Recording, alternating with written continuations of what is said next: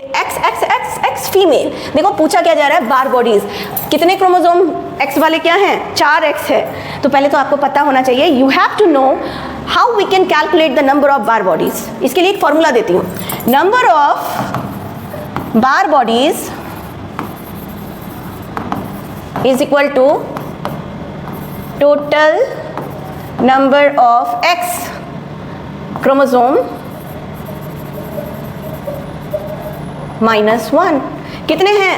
1 2 3 4, 4 - 1 3। ढूंढो, 3 है? यस, सी ऑप्शन में है। Correct answer C, 3। नेक्स्ट,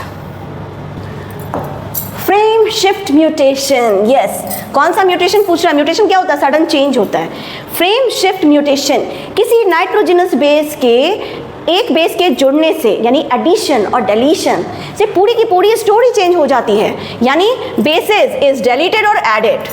याद है ना, Ram has a red cap, Ram has a cap, Ram has a red cap. पूरा स्टोरी चेंज हो गया था जब एक के बाद एक बेस आकर के जुड़ा था। ये भी एनसीईआरटी का क्वेश्चन है, ठीक है। चलो नेक्स्ट क्वेश्चन याद रखना, chromosome complement with 2n-1। Yes, 2n-1 monosomy होता है भाई। Answer monosomy. इसका बेस्ट एग्जांपल अगर आपसे पूछा जाए मोनोसोमी का best example, Turner syndrome, 2n-1। इसका बेस्ट एग्जांपल टर्नर्स सिंड्रोम, ठीक है। टर्नर सिंड्रोम, ये जो मैंने बोला 2n-1, इसमें टोटल नंबर ऑफ क्रोमोसोम 45 होता है। अभी मैंने इसका रिप्रेजेंटेशन भी बताया था, ये होता है। अब बताओ, 44 ऑटोसोम्स एंड 1 सेक्स क्रोमोसोम, तो 45 हो गया ये। So this is monosomic, 2n-1। L-shaped chromosomes are also called। Every year NEET में क्रोमोसोम के शेप पे क्वेश्चन आता है on the basis of location of the centromere present on the chromosome, उसके बेसिस पे। तो एक्रोसेंट्रिक क्या है, टीलोसेंट्रिक क्या है, सब मेटासेंट्रिक क्या है? तो भाई देखो यहाँ पे पूछा एल शेप, हम तो सीधे आंसर लगाएंगे सी, सब मेटासेंट्रिक, क्योंकि सब मेटासेंट्रिक में जो शेप बनता है वो एल शेप बनता है।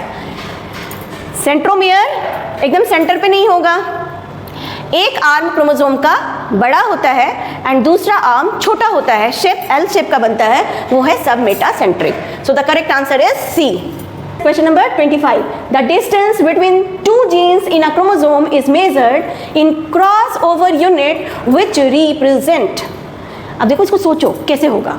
The distance between two genes in a chromosome, किसी क्रोमोसोम के ऊपर जो जीन प्रेजेंट है उसको हम कैसे मेजर करेंगे इन क्रॉस ओवर यूनिट में? तो rate of crossing over that occurs between them, number of crossing over no, percentage of crossing over that occurs between them and rate of bivalent, percentage of crossing over, ठीक है, C answer. ये special type के chromosome है Balbiani ring. Yes, Balbiani ring एक special type के chromosome में present होता है, उस क्रोमोसोम का नाम होता है polytene chromosome. So the answer will B ए। किस में प्रेजेंट होता है? इंसेक्ट में होता है, ठीक है। सेक्स क्रोमोसोम रिमेन्स इन, देखो भाई सेक्स क्रोमोसोम, क्योंकि total number of chromosome in our body कितना होता है ह्यूमन बीइंग में? 46 होता है। तो टेस्टिस में भी 46 होगा, ओवरी में भी 46 होगा, किडनी एंड लीवर में भी 46 होगा। All of these remain the same. Gamete में हैप्लॉइड होगा, ये बात याद रखना, ठीक है। अगर गैमेट पूछा होता तो टेस्टिस कौन सा गैमेट बनाएगा? स्पर्म। अगर स्पर्म में पूछा होता या स्पर्मेटाजोआ में पूछा होता तो आंसर एन होता। ओवरी क्या बनाएगा? ओवा। ओवा में नंबर ऑफ क्रोमोसोम क्या होंगे? जस्ट बिकम्स टू हाफ, यानी वो गैमेट है। और गैमेट में ऑलवेज, मैंने क्या बताया, गैमेट ऑलवेज हैप्लॉइड, वो हमेशा हैप्लॉइड होता है, ठीक है। तो अगर गैमेट पूछता तो आंसर एन होता।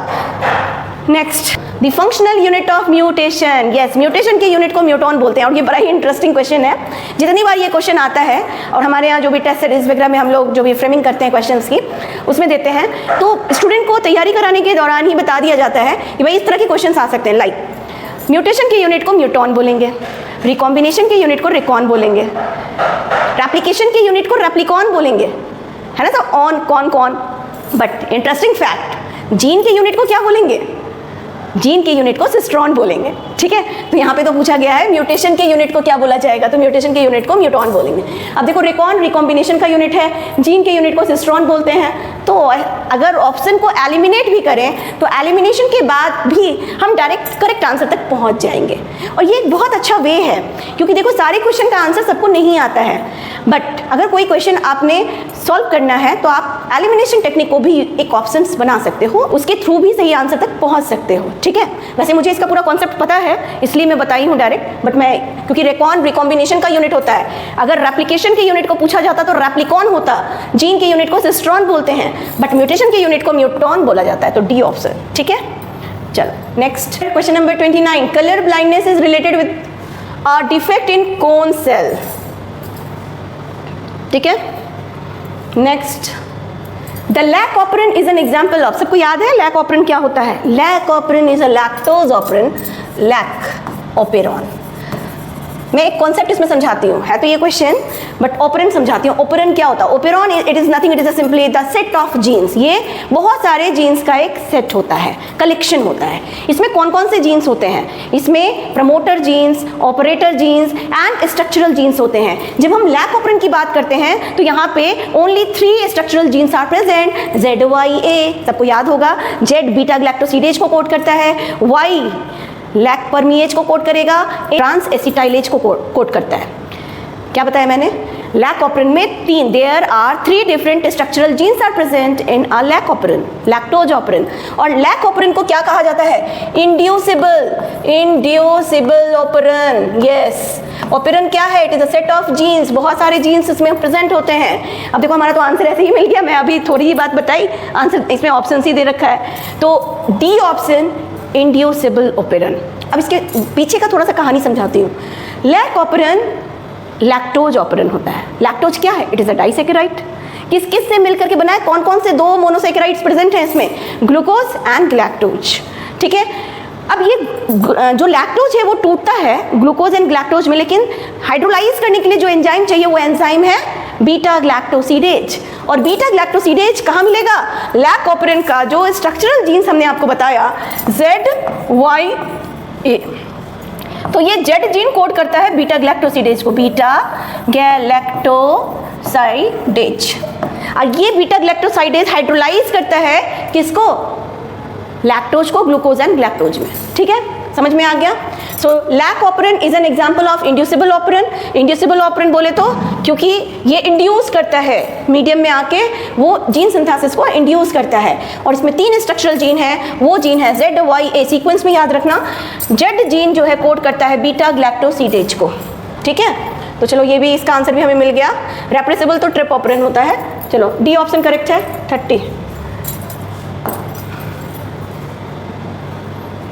31, question number 31, initiation codon of protein synthesis in eukaryote. Yes, initiation codon जो होता है AUG होता है, जो मिथ्योनिन को कोड करता है। सो the correct answer is D. Okay, the RNA that pick up a specific amino acid from amino acid pool in the cytoplasm to ribosome during protein synthesis is called, उसको क्या बोलते हैं? जो pick करता है, amino acid acceptance करने वाला, है ना? आंसर क्या होगा?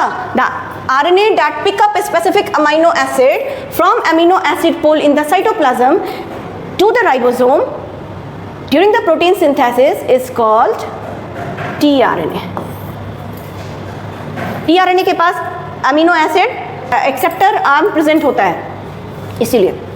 चलो next, during transcription DNA site at which RNA polymerase binds. बड़ा ही अच्छा क्वेश्चन है, और जितनी बार मैं पढ़ाती हूँ ना उतनी बार बच्चों को बोलती हूँ कि कुछ पॉइंट्स हैं जो कि आप हमेशा माइंड में रखना, उस पर क्वेश्चंस आते ही आते हैं। ड्यूरिंग ट्रांसक्रिप्शन, ट्रांसक्रिप्शन क्या होता है? The formation of mRNA from the DNA is called the transcription. Formation of mRNA, messenger RNA। The DNA site at which the RNA polymerase bind, मतलब DNA का वो साइट जहाँ पे RNA पॉलीमरेज बाइंड करेगा, वो साइट क्या होगा? Promoter site होता है, याद रखना, प्रमोटर। अगर प्रमोटर से ये बाइंड नहीं किया तो mRNA का फॉर्मेशन नहीं होगा। मतलब RNA पॉलीमरेज की एफिनिटी किसके साथ हो गई? प्रमोटर के साथ हो गई। ठीक है, ना रेगुलेटर आएगा, ना रिसेप्टर आएगा, ना इनहेंसर आएगा। Correct answer promoter sequence. ठीक है, चलो, amino acid sequence in protein synthesis is decided by the sequence of mRNA. So the correct answer is C. The new strand synthesized in small pieces and then joined together during DNA replication is called, अभी ये कल class 12th batch में मैंने ये पढ़ा रही थी मैं, DNA replication, उसे क्या बोलते हैं, सबको याद होगा, लैगिंग स्ट्रैंड। यस, जो न्यू स्ट्रैंड सिंथेसाइज्ड होता है स्मॉल पीसेस के फॉर्म में, उसे ओकाजाकी सेगमेंट या ओकाजाकी फ्रेगमेंट कहा जाता है। तो उसको ज्वाइन किया, फिर बाद में जाके वो ज्वाइन होता है with the help of T4 DNA ligase during the DNA replication. तो वो स्ट्रैंड क्या है, लैगिंग स्ट्रैंड है। Lagging strand is discontinuous strand, ठीक है, जिसमें ओकाजाकी फ्रेगमेंट बनता है, बाद में जाके वो जुड़ता है पेस्टिंग एंजाइम के हेल्प से, जिसे हम बोलते हैं T4 DNA लाइगेज, ठीक है। सो the answer is lagging strand. Next, which of the following type of RNA molecule is essential for the protein synthesis? RNA molecule जो प्रोटीन सिंथेसिस के लिए इंपॉर्टेंट है भाई, तीनों ही है, राइबोसोमल RNA भी, tRNA भी एंड mRNA भी, ऑल टू ऑल, ठीक है। Next next next, the process of transfer of genetic information from DNA to RNA। वो प्रोसेस क्या कहलाता है, जिसमें DNA का इंफॉर्मेशन RNA तक पहुंचता है, RNA अपने लैंग्वेज में उसको कोड करता है, ठीक है, मतलब सारा इंफॉर्मेशन DNA के पास होता है, सभी को पता है वो बॉस होता है ना। तो DNA to RNA transcription, B option. हाँ, question number 38, which one of the following can not be explained on the basis of Mendel's law of dominance. तो देखो, the discrete unit controlling a particular character is called a factor. Mendel ने तो भाई gene को factor ही बोला था, क्योंकि at that time वो बिल्कुल भी नहीं जानते थे जीन वगैरह के बारे में। उन्होंने वो ये जरूर बताए कि कुछ एक जनरेशन से दूसरे जनरेशन में ट्रांसफर होता है, और वो डिस्क्रीट यूनिट जो है वो उन्होंने उसको नाम क्या दिया था, उन्होंने नाम दिया था फैक्टर या एलिमेंट, ठीक है। आउट ऑफ, ये तो सही है, out of one pair of factor one is dominant and the other is recessive, ठीक है, ये भी लिया। And third, alleles don't show any blending and both the characters recover such in F2 generation. तो C answer must be the correct for this question. Factor occurs in a pair, बिल्कुल भी नहीं, यहाँ पे आपसे कैन नॉट पूछा है, तो आंसर सी जाएगा, ठीक है। चलो अब, which of the following is not a Mendelian disorder. Mendelian disorder कौन सा नहीं है इसमें से, तो देखो मेंडेलियन डिसऑर्डर में जीन वाला होता है ना, ठीक है, तो हीमोफीलिया तो है ही, सिस्टिक फाइब्रोसिस भी है, कलर ब्लाइंडनेस भी है, टर्नर सिंड्रोम नहीं है, ठीक है, मेंडेलियन जीन डिसऑर्डर्स में आता है। Which of the following, which type of sex determination is found in grasshopper? XXX type, yes. Korgoff's rule is applicable. Double standard DNA, अभी recently मैंने बताया भी था, इस पे न्यूमेरिकल्स भी सॉल्व करवाए थे। Double standard DNA, yes, only applicable for the double standard DNA, not for the single standard DNA. Methyl guanosine triphosphate is added, question number 42, देखो गौर से, methyl guanosine triphosphate is added to the 5 prime end of HNRNA, heteronuclear RNA, in a process of capping 3 prime end पे tailing and splicing, removal of all the introns, तो उसे बोला जाता है, and joining of the exon is called splicing. So correct answer capping. Melting of DNA, question number 43, melting of DNA at an elevated temperature 70 degrees Celsius is primarily due to the breakdown of hydrogen bond. D, melting of DNA at elevated temperature 70 degrees Celsius is primarily due to the breakdown of hydrogen bond. So question number 44, in a plant red fruit are, capital R, dominant over the yellow fruit, ठीक है, capital R is red and dominant over the yellow fruit, and tallness T, so this is capital R is red fruit and small r is yellow fruit, capital T is tall and small t is dwarf। इतना तो है, समझ में आ गया। अब कह रहा है कि भाई if a plant with this, यानी capital R capital T small t का क्रॉस हमें किसके साथ करना है, इसका क्रॉस इसके साथ करना है। अब देखो मोस्ट ऑफ द बच्चे क्या करेंगे कि उन्हें ये लगेगा कि ये तो भाई टेस्ट क्रॉस है, करके देखे क्या, क्योंकि रेसेसिव पेरेंट तो है, लेकिन capital R capital T small t के साथ, तो पहले इसके लिए हम गैमेट बनाएंगे, एक गैमेट बनेगा दिस और एक गैमेट बनेगा दिस, ठीक है, और इधर क्या होगा, इधर जो गैमेट बनेगा वो बनेगा ये वाला। तो क्या मिला, capital R capital T small t and capital R small t। अब आप फिनोटाइप डालो, तो ये हो गया रेड एंड टॉल, कितने बने 50%, रेड एंड टॉल, ये बी ऑप्शन में ही आ गया, red and tall and red and ये टी किसको रिप्रेजेंट कर रहा था, शॉर्टनेस को, रेड एंड शॉर्ट, तो ऐसा कोई ऑप्शन नहीं है, बी ऑप्शन करेक्ट हो गया उसके अकॉर्डिंग, ठीक है। तो क्वेश्चन नंबर 44 भी हमारा हो गया, जिसका करेक्ट आंसर बी है। Next, who discovered the jumping gene in maize, Barbara McClintock, D option is correct. तो यहाँ पे हमने सिलेक्टेड 45 क्वेश्चंस मैं आपके लिए लेकर के आई थी, उसके सॉल्यूशंस के साथ, उसके डिस्क्रिप्शन के साथ, और उसे पूरे कॉन्सेप्ट को एक्सप्लेन करने के साथ साथ हमने इन क्वेश्चंस को सॉल्व किया है। आई होप कि आप सभी को बहुत पसंद आया होगा। मिलते हैं फिर कुछ नए कॉन्सेप्ट, कुछ नए क्वेश्चंस के साथ। ओके, पढ़ते रहिए, लगातार हमारे चैनल को देखते रहिए, और लाइक, शेयर, सब्सक्राइब करना और कमेंट करना तो बिल्कुल ना भूलें, इससे हमें बहुत कॉन्फिडेंस मिलता है, ठीक है। तो चलिए फिर मिलते हैं नेक्स्ट सेशन में, टिल देन बाय।